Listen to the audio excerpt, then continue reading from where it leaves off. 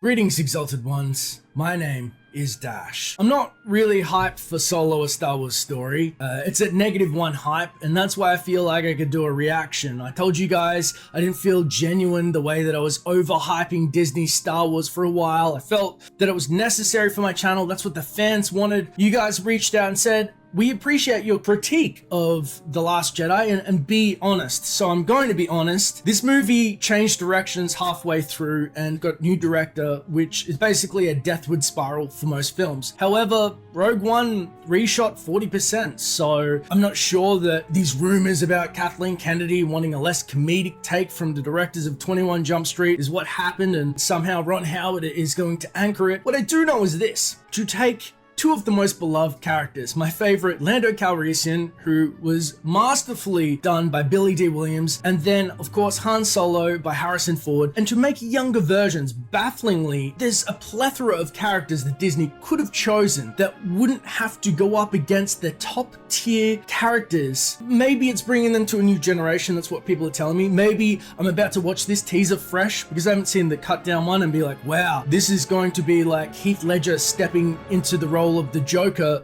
versus Jack Nicholson. You know, Jack Nicholson was a great, Heath Ledger brought something totally new to it. I don't know. I don't think so. We're gonna have to check it out together and then discuss afterwards. And if you're wondering, the fedora is because I get a lot of glare on my shaved head. I'm in the tropics at the moment, so forgive the fedora, though it goes perfectly with judging things on the internet if I don't say so myself.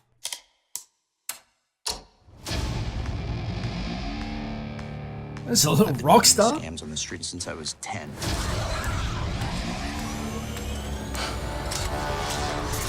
I was kicked out of the flight academy Yes, same as Legends. for having a mind of my own. I'm gonna be a pilot. Best in the galaxy. Hey, kid. I'm putting together a crew. That's Justice Leaky. You in? That's yes. Strange tone. I might be the only person. Who knows what you really are? What's that?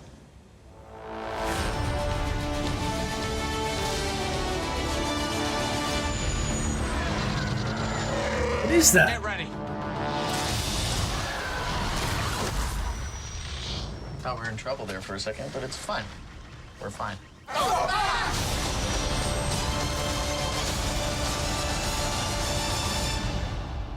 What the fuck did I just watch? What happened? A lot of information, sure. So let's do a little quick recap, if I may. Han Solo, just like Legends books, goes to the Imperial Academy and is a dropout. Great. He meets Shrike, who is putting together a crew.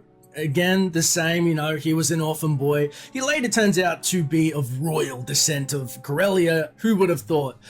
I don't know if that's what Emilia Clarke's character's alluding to or not, but none of that matters. None of that matters. The tone was very strange. It feels like they've gone, it's time to make Han Solo the Star-Lord of Star Wars. Guardians of the Galaxy him up, put together a crew, it's sexy, it's funny, they go on big adventures. Chewie's already there, you know, which, again, him freeing Chewie from the Imperials and Kashyyyk would be a great story. They could have started the trailer like this, or the movie like this. So, you know, Lando and Han are standing together and some bad thug comes into the cantina and he's talking to Lando and the thug's like, Solo! And he just, bang, he shoots him. And Lando was like, he did nothing, Han, he did nothing. And Han was like, he was going to. And it's like, you know, always shoot first. Han Solo, give me something that is reminiscent. That's all I'm saying. I know that that's a little too over the top and pandering, but none of that felt like Han Solo. You already were up against Harrison Ford's performance. So what we're going to do with the tone is, you know, either try and riff on that, which doesn't feel like he's gone for Harrison Ford at all, create something new. It is definitely reminiscent of more of a Disney film than a Star Wars film at this point. I mean, a big tentacle monster, a crew, who knows, the heist. It had aesthetics that were Star Wars, but again, it could have been any generic sci-fi film, and I wouldn't have known. Even the title didn't feel like a Star Wars one. Rogue One was very much in the vein of Star Wars, and they had the period correct. They said, okay, you know, we need to go between Episode 3 and New Hope. Let's bridge that gap. Did so beautifully. The aliens, the settings, they all felt authentic. This feels like something totally new, and I don't even know what I'm gonna watch. I know that it's probably not a Star Wars.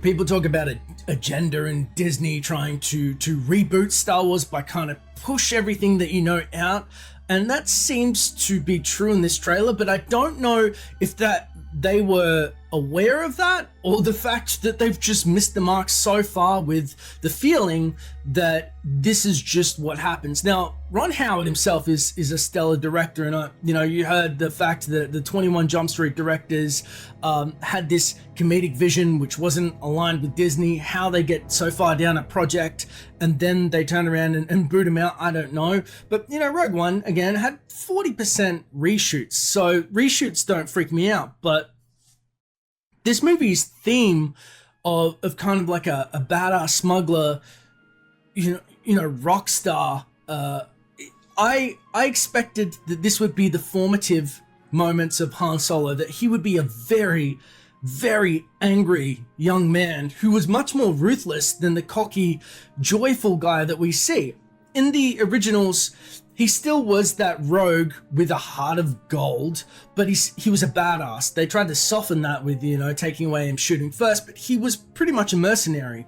Now, what I thought would happen was that we see him start as a nice, unbroken young man. Something breaks him and makes him hard-hearted. Romance, you know, just the Imperials, what's happening to the galaxy. He starts looking out for himself, and then there's that small shift by the end of the film. We see an arc.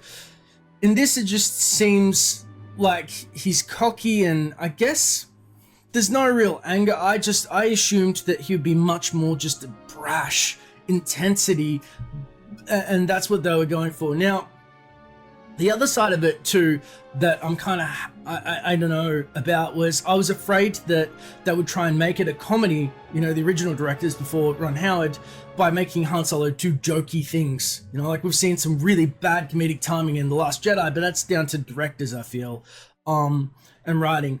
Han Solo is very funny as a character, but it's situational. It's his genuine reactions to things. You know, Harrison Ford masterfully made Han Solo almost comedic because he was over the top. He was a little bit dumb in Harrison Ford's words, and is overly expressive, and he felt everything. He wore his heart on his sleeve, and he wasn't afraid. He just spoke his mind at the best and worst of times, and some of the best moments came out of that. This seems to me more dialogue heavy, more you know, thought out from Alden. So I haven't seen the whole film. I can't judge it on that, but I'm hoping what he gets right for the character is the core definition of Han Solo.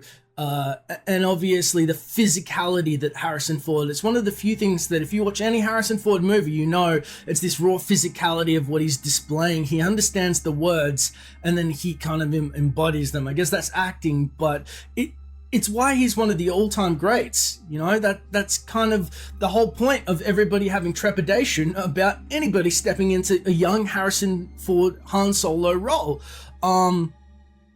You know, there are a plethora of films I'd rather see. Boba Fett, Obi-Wan, Bane, anything to do with the Sith Academy, the Jedi Academy.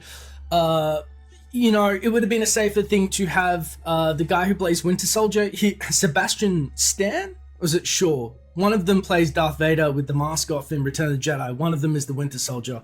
Having him as a young Mark Hamill would be less of a blow to people than Harrison Ford and Lando Calrissian's Billy Dee Williams. Like, that is...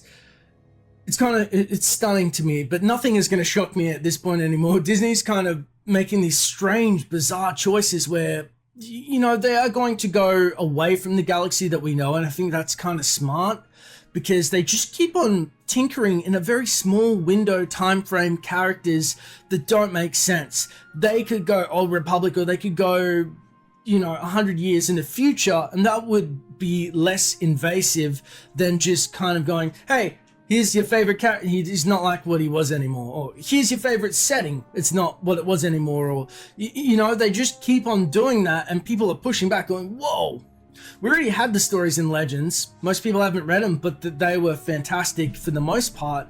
But we're accepting new canon. However, this seems to be unnecessary and not well thought out, in my opinion. But the beauty of this video is it's just the start of the discussion, our love of Star Wars. And I say genuine love. I want all Star Wars to succeed despite myself, but I'm not going to steal my tongue and pretend that things are birds and bees and flowers and trees, because our critique helps it grow.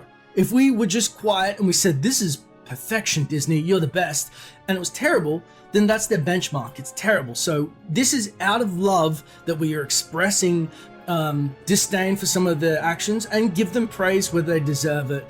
Because if you love Star Wars, I just want to talk to you about it. It's as simple as that, my friends.